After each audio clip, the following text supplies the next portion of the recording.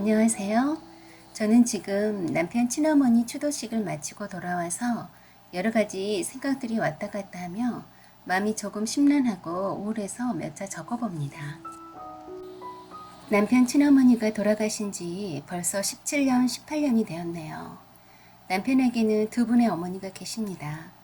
평생 친모로 알고 자랐던 지금의 시어머니와 생모이신 18년 전에 돌아가신 분이 계십니다. 남편의 집안은 조상 태대로 땅을 많이 가진 만석군 집안입니다. 지금도 남편의 고향에 가면 모르는 사람이 없을 정도이고 그 지역에서 가장 큰 부자였다고 합니다. 제가 남편 고향을 언급하면 모두들 알아차릴 테니 말하진 않겠습니다. 당시만 해도 상당한 부자여서 시아버지 시중 드는 몸종과 머슴이 따로 있었다고 합니다. 시아버지는 평생을 물려받은 재산으로 편히 사시고 계시죠. 한 번도 돈을 벌어본 적이 없으시고 재산으로 국회의원 출마를 여러 번 하셨는데 매번 떨어지셨습니다. 당시 시아버지의 어머님인 시할머니께서 딸을 내리 셋을 낳고 기다리고 기다리던 아들이 시아버지였다고 해요. 아들이 하나라고 귀하디 귀하게 시어머니 사랑 속에서 자랐다고 합니다. 그런 아들이 어느 날 첫눈에 반한 아가씨가 지금 남편의 생모였다고 합니다. 당시 시할머니는 시아버지가 하나밖에 없는 귀한 아들이라 오냐오냐 하며 키워서인지 시아버지가 남편 생모와 결혼하고 싶다는 고집을 꺾지 못하셨다고 합니다. 시아버지의 말씀에 의하면 남편 생모는 옛날 분들과는 다르게 피부도 하얗고 키도 크고 정말 미인이었다고 해요. 남편의 생모는 부잣집에 시집 간다고 엄청 주변에서 부러워했다고 합니다. 평범한 집안의 처녀가 소중하디 소중한 하나밖에 없는 아들이 죽도록 좋아한대서 마지못해 시킨 혼인을 시할머니는 매우 불만스러워했다고 합니다. 시할머니의 전부와도 같았던 하나밖에 없는 귀한 아들이 양에 차지도 않는 한 여자한테 빠져있는 것을 못 견디게 힘들어했다고 해요. 질투가 보통이 아니었다네요. 시할머니는 시할아버지한테 평생에 단 한 번도 사랑을 받아본 적이 없었고 단지 아들 하나 낳은 것만으로 본처 자리를 지키고 있는 거라고 생각하고 있었다네요. 신혼 때인데도 일부러 며느리 남편 생모를 밤 늦게까지 집안일 시키고 새벽부터 방 앞에서 기침하며 일어나라고 깨웠답니다. 자기 아들인 새신랑과 잠깐이라도 함께 있는 것을 보면 곳간으로 끌고 가서 집안일 제대로 안 하고 귀한 아들 꼬시고 있다고 쥐어받고 수시로 때렸다고 해요. 집에서 일하는 사람도 많았는데 그들보다 더 많은 일들을 시키고 끝나지 않고서는 잠을 잘 수 없게 했다고 해요. 정말 경악할 만한 일은 아들 부부방이 불이 꺼진 후 한참 뒤에 몰래 건너와서 방 앞에서 지키고 있기도 했다네요. 헛기침을 하고 왔다 갔다 했다고 합니다. 아들인 시아버지가 시할머니한테 밤늦게 안 주무시고 뭐 하시냐고 모안을 주니까 그 다음날 며느리를 데려다 머리채 잡고 흔들며 자기 아들 혼을 빼놓은 불효운년이라며 두들겨 팼다고 합니다.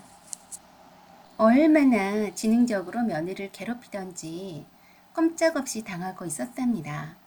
아들인 시아버지와 남편인 시할아버지 앞에서는 엄청 다정하게 대해주다가도 안 보이는 곳에서는 머리 쥐어박고 때리는 건 기본이고 욕을 하면서 하루 종일 일거수일투족을 감시하듯이 간섭하면서 죽도록 집안일을 시켰다고 합니다.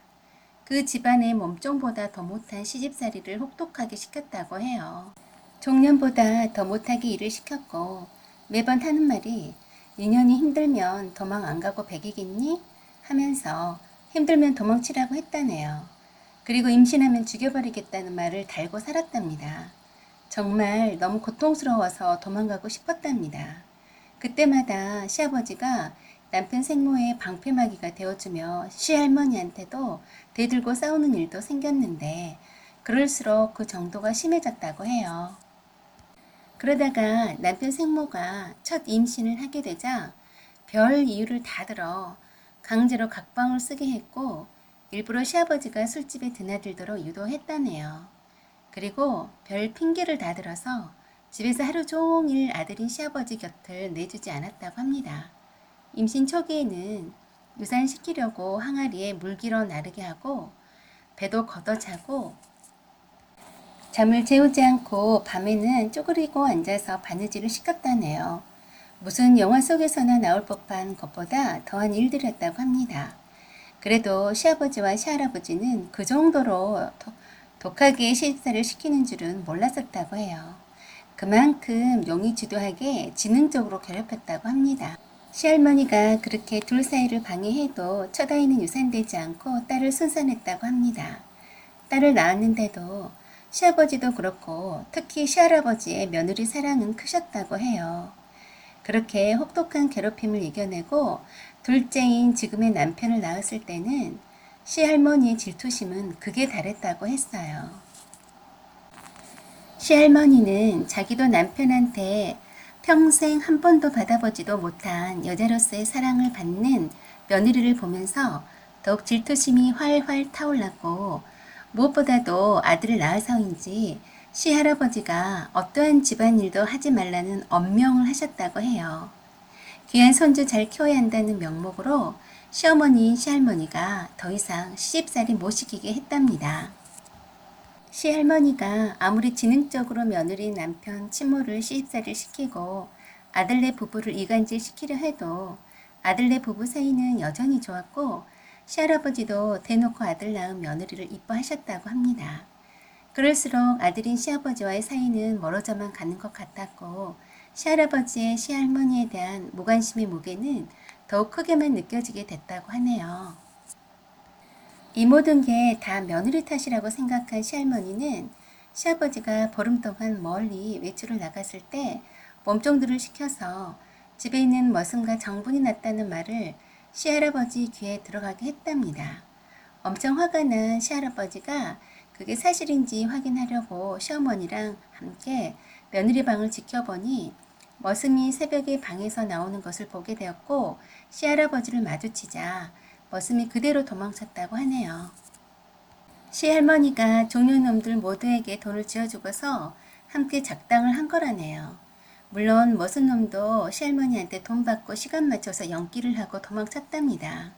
아무리 아니라고 해도 믿어준 사람도 없었고 바로 맨몸으로 쫓겨났다고 해요. 그렇게 억울하게 3살 된 아들과 생이별을 하게 되었다고 합니다. 그 뒤 지금의 새어머니를 친모를 만나기 전까지 생모인 줄 알고 자랐다고 해요. 남편이 시아버지한테는 그 머슴과 바람나서 집에 있는 돈을 훔쳐서 도망갔다고 했다네요. 다른 몸종들한테도 그렇게 말하도록 시켰고요. 친정 동네까지 그런 소문을 퍼뜨리게 해서 맨몸으로 쫓겨난 남편 생모는 친정집에도 가지 못하고 자살까지 하려고 했답니다. 그러다 어느 찢어지게 가난한 양반 후손이 사는 집에 할머니는 장님이고 어린애들은 5이나 되는데 주인 양반은 양반임내하고 아무것도 안 하고 있더래요. 그 집 안주인은 사별했다는데 애들 5이 모두 굶어 죽게 생겼는데 양반이라고 애들 밥 하나 챙겨서 먹일 줄 모르더랍니다. 얼마나 기가 막히던지 애들을 굶겨 죽일 셈이냐고 호통치고 양반이 밥 먹여주는 것 아니다고 집안일도 시키고 밥도 해서 먹였다네요. 자살이고 뭐고 남편 생모가 밥해서 먹이지 않으면 애들 5과 할머니와 선비 양반이 굶어 죽게 생겨서 일단 이 사람들을 살리고 보자 했다네요. 너무 찢어지게 가난한데 젊은 선비 양반은 정말 무능하게 아무것도 안 하고 있더랍니다. 그런 무능한 모습이 너무 화가 났답니다. 그래서 그 선비 양반에게 호미를 쥐어주며 뻘에서 굴을 채취하게 하고 남편 생모가 그 채취한 굴을 시장에 내다 팔기 시작했답니다. 그렇게 해서 끼니를 해결하고 농사도 짓게 하면서 어린애들을 굶지 않게 했고 집안일을 도와주었다고 해요.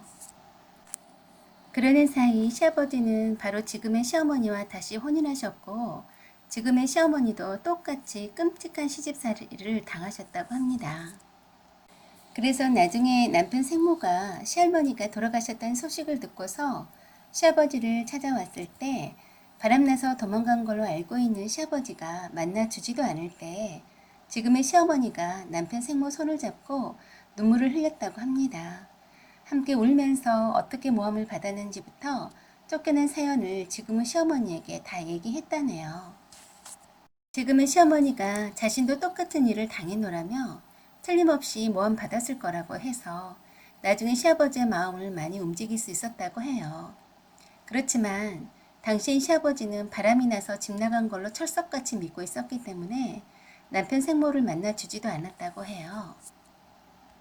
다만 5살 딸과 3살 아들을 두고 강제로 쫓겨났던 남편 생모는 지금의 시어머니 도움으로 겨우 얼굴만 볼 수 있었답니다. 지금의 시어머니를 친엄마로 알고 자라고 있었고 지금의 시어머니가 좋은 분이라고 확신이 들어서 더 이상 미련을 두지 않았다고 했어요. 그리고 남편인 시아버지가 아직도 바람나서 집을 나간 걸 알고 있어서 가슴 아팠지만 지금의 시어머니가 믿어주니 조금의 위로는 되더랍니다.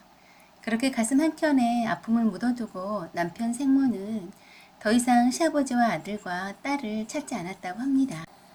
그 후 자연스럽게 5 아이들의 엄마가 되어주었고 가세가 기울던 양반 집안을 굴 장사를 하면서 조금씩 논밭들 사고 도시로 5 애들을 모두 학교 보내고 모두 결혼도 시켰다고 합니다.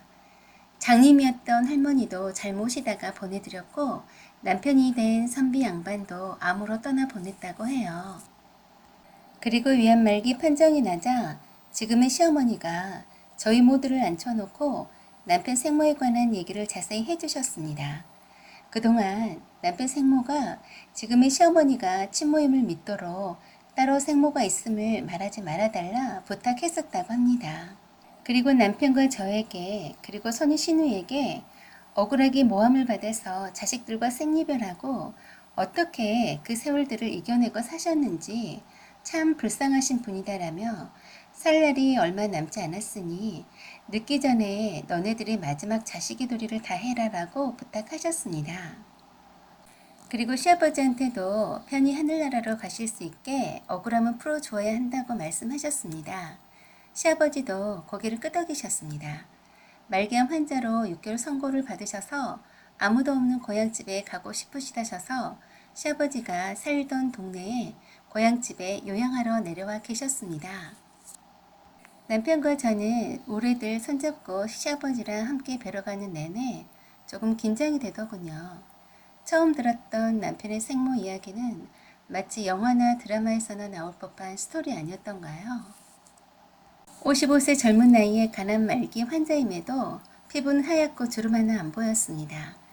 우리가 오고 있다는 소식을 접하시고 누워있다가 벌떡 일어나 앉으셨다고 해요. 저와 남편이 어머니 인사드리겠습니다. 절 받으십시오. 하니 얼마나 우시던지 그냥 계속 와줘서 고맙다 보고 싶었다고 진심을 말씀하셨어요. 그리고 시아버지께서 잘못했다고 용서해달라고 엎드려 오셨습니다. 남편 생모는 계속 시아버지한테 지나간 일이지만 죽기 전에 꼭 내 입으로 말하고 싶었다시며 나는 절대 바람나서 집 나간 거 아니다 라고 거듭 강조하셨습니다.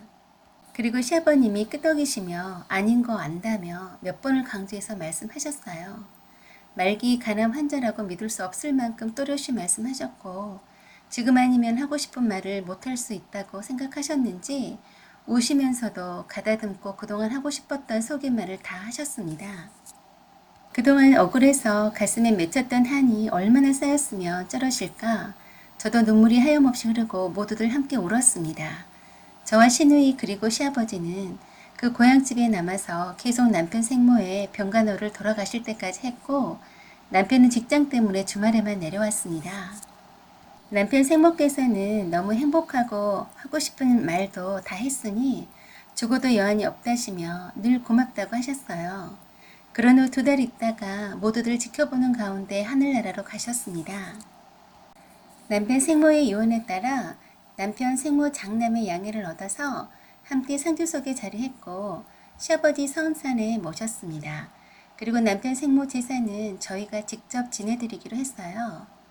2달 동안 돌아가실 때까지 며느리 노릇 할 수 있어서 참 다행이었고 행복한 모습으로 떠나 보내드릴 수 있어서 다행이었습니다.